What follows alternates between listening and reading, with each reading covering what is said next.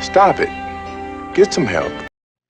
Okay, so hello everyone and welcome to my podcast. My name is Ever and today I'll be talking about culture in English as a foreign language materials. The purpose of this episode is to reflect on how cultural content, consumerism, and intercultural competence are represented in EFL teaching resources. This discussion is based on some of the readings that we have explored on our class, also with some of the discussions that we have had during these sessions. And also I'll try to connect them to the ideas and what I have seen on my own teaching context. By the end, I hope to, let's say, share some proposals for making EFL materials a little bit more inclusive and culturally relevant. So I hope you enjoy and let's start. Well, now, moving from through some of the main ideas of the readings that we have read through the sessions, the some of the readings like highlight that the EFL textbooks and the resources that we used to teach are often carry some hidden, let's say, cultural messages. Some, for example, many of them like overrepresent the Western, particularly the Anglo-American perspectives.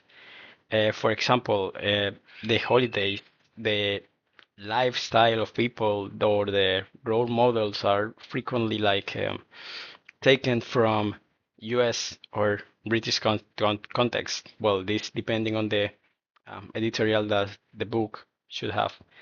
While, for example, well, in our case, like talking for ourselves, the local cultures or the foreign, in this case, for them, are absent or very simplified to just being mentioned or shown in a picture.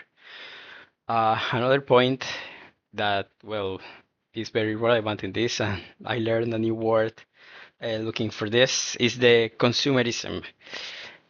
Some materials used to link the English learning to products, brands, or as I said before, lifestyles that are often, let's say, linked to a lifestyle that is not ours. So that creates the idea that, for example, learning English may be useful only for looking for global consumption rather than looking for uh, uh, intercultural communication, like expressing your ideas or looking for, let's say, exporting your culture over the world. Finally, is the consulted authors, emphasizing the intercultural competence.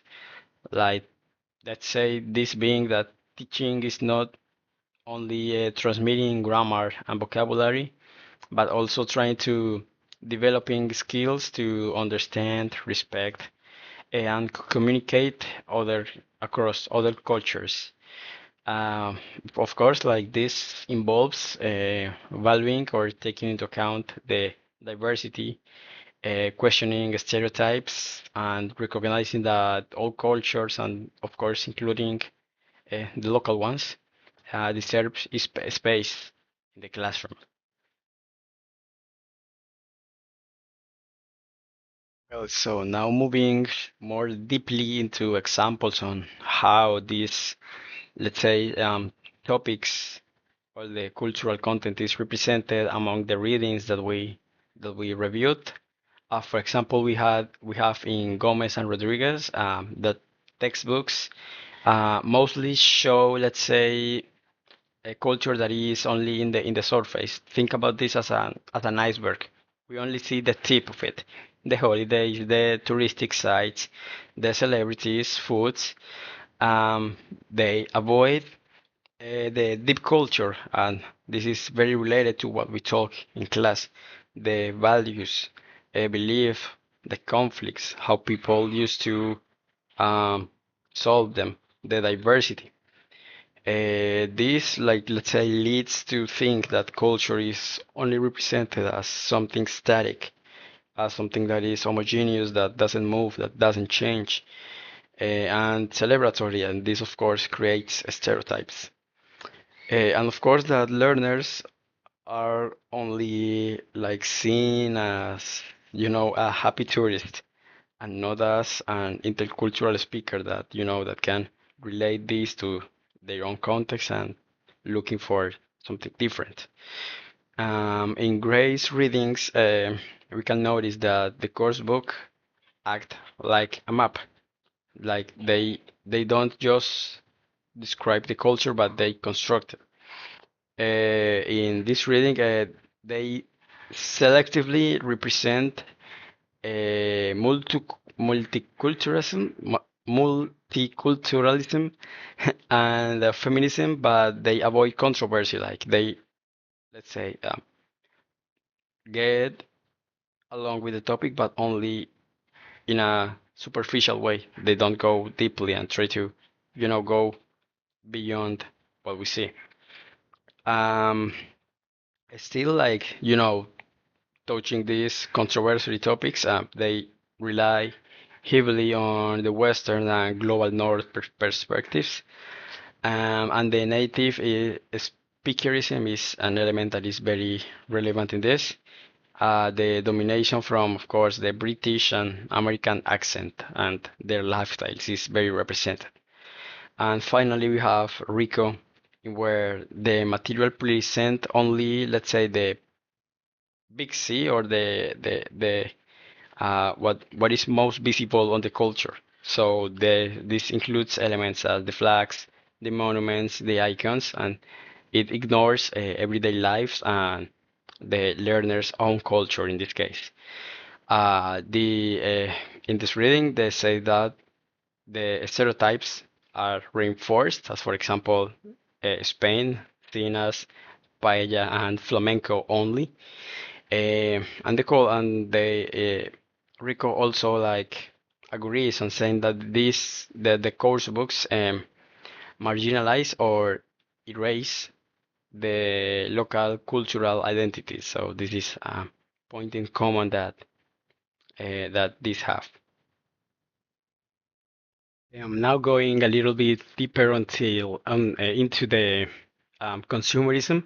For example, the three authors agree in saying that the global textbooks promote the consumer lifestyle. So, for example, the McDonald's ads, the shopping dialogues, that the students are, let's say, constructed as consumers rather than critical learners. Um, that, for example, the British and American cultural products dominate, which shows ethnocentrism, and that the textbooks promote a tourist worldview based on materialism. So, for example, the sightseeing, going shopping again. Uh, of course, Enrico like reinforce what the previous author says, stating that, for example, the materials often reproduce the global stereotypes and the commercialized visions of culture, and of course that they ignore the intercultural negotiation and present the culture as something that is just consumption. So this leads me like to talk about the importance of the intercultural competence in language learning.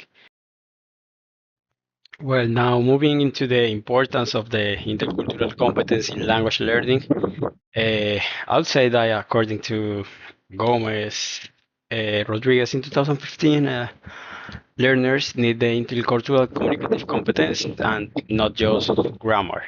It can help them to develop the deep culture that we have talked about, the values, diversity, conflict, because they should be addressed, we have seen. This means understanding the culture as something transformative, heterogeneous, and sometimes something that may be contentious. Now moving to Gray, He thinks that teachers and students may resist the materials when they feel culturally irrelevant. That means like, showing some rejection to what is not local. The intercultural competence requires some critical awareness on uh, whose values and whose interests are promoted in the textbook. So that means going beyond just doing the exercises, but thinking on, who is this for? And finally, Rico agrees in that the intercultural communicative competence is about developing some, let's say, skills, knowledge, the interpretation, relation, some attitudes, and awareness. And of course, finally, uh, summing up that the intercultural communicative competence helps learners to mediate differences and negotiate meanings in real life intercultural encounters, which is very valuable. Well, now going into the section to criticize and analyze my own materials according to the readings, I am here looking at the uh, how do you say it? The contents, the page where you can see the contents and the unit that are supposed to be seeing uh, during the whole uh, scholar year. So we have 8 units, like taking apart the introductory one. And we have, for example, a unit called Back to School, in where they review adjectives. Another one called Good Sports, where they see inactivities. Health Matters, when they say vocabulary related to health as illnesses and hospital things. After School Club, where they see some activities and ordinal numbers. Exploring Our World, where they see exploration, vocabulary. Technology, which is the current one that we are studying right now, which is technology vocabulary. At the zoo, where there are included animals. And Let's Party, where there are vocabulary related to containers and food. This is for a fourth grade, and like looking over it, I find it very accurate, like most of the contents. But if I go deeply, like for example, on the Unit 2, Good Sports, we find vocabulary related to activity. And I remember in one of the class discussions talking with, I think it was Annie and another group member that I can remember, that I say something as well. The unit is very good because the sequence, or in the whole book, the sequence between vocabulary and mixing it with grammar and doing a full integration is really smooth. But I find it weird talking to fourth year Colombian kids about an sport called fishing, where here in Neiva uh, we don't have like many opportunities of doing that. Also thinking about ice skating, and due to the uh, weather situation here, we can't have much ice concentrated in a single place. Yeah. Also, talking about an activity as sailing, where, for example, here, especially like talking specifically here in Neiva, we don't use boats as a transportation mean, which is weird. Like maybe it can apply to, other contexts as in the Caribbean or in regions where fishing may be seen not as a sport, but as a way of, getting your money. But this, for example, this unit is something that has to be contextualized a little bit. For example, another part that I find very inaccurate is the exploring vocabulary, where we see vocabulary as the Antarctica, exhibition, expedition, ice, museum, ships, and the exploration thing is not something very common in here. Yeah. Many of these activities are very accurate in the way that I find it very global because they are understandable for students with some basics on English. But if we try to look it on the spectrum of being local and inclusive, is not completely like that. Yeah, it has like some room for improvement, let's say. So this leads me to the next section. The next section, which is proposals for decolonizing the materials. So what can we do? First, and which is very obvious, trying to make the materials locally relevant. Like instead of only reading about British festivals and the sports and costumes on America or British or Britain, we can also include our own, the Colombian ones, so students can like compare and contrast what makes them different and thinking about their own identity. Second, we can move beyond the consumerism. Like materials should include other themes like the community service, some environmental awareness, social justice, and giving room for personal stories of the students. Yes, this can make like English more meaningful and prepare learner for real world purposes and not just understanding and consumption. Uh, Another way or another proposal that I think very relevant is promoting the multiple perspectives, like not only showing the mainstream lifestyles, but also trying to include some different social groups, as for example the Africans, Asians, or Caribbeans, or thinking on ourselves, the Latin American ones. Like this can help the students like to broaden the um, speaking, the how how the English is spoken, like in um, other parts apart from the common one. And finally, if it is very difficult, we can say that teachers can adapt their own materials. Like even if the textbook is very limited, we can also bring local songs or articles or something that might feel close to the context that the students are living. This is what involves, adapting. So the resources can feel like more friendly and it can validate the students' identities and, as I said before, showing that English can be a bridge, like to seek for communication and to sharing ideas and cultures.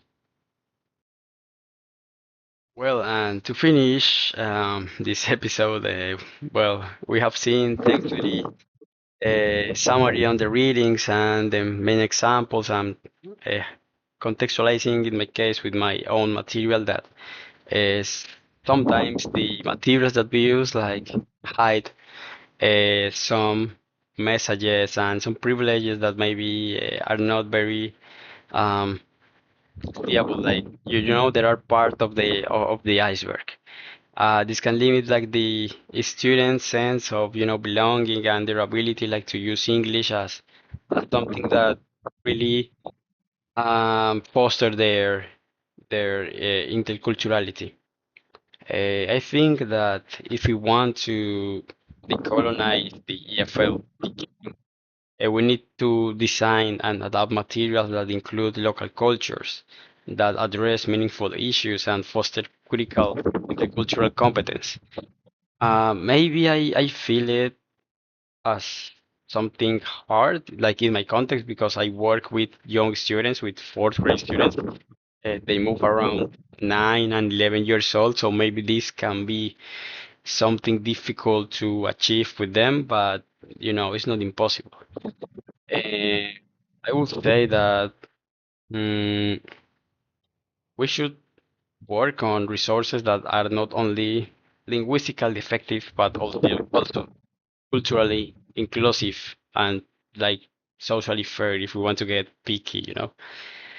And well, I think that it's all. Thank you for listening to it. I hope this is not too long. And I hope this inspires you to reflect on your teaching practices and why not? If we get creative doing some new material or adapting as we have uh, discussed in our sessions. So bye bye. I hope you have a great time and enjoy. Bye bye.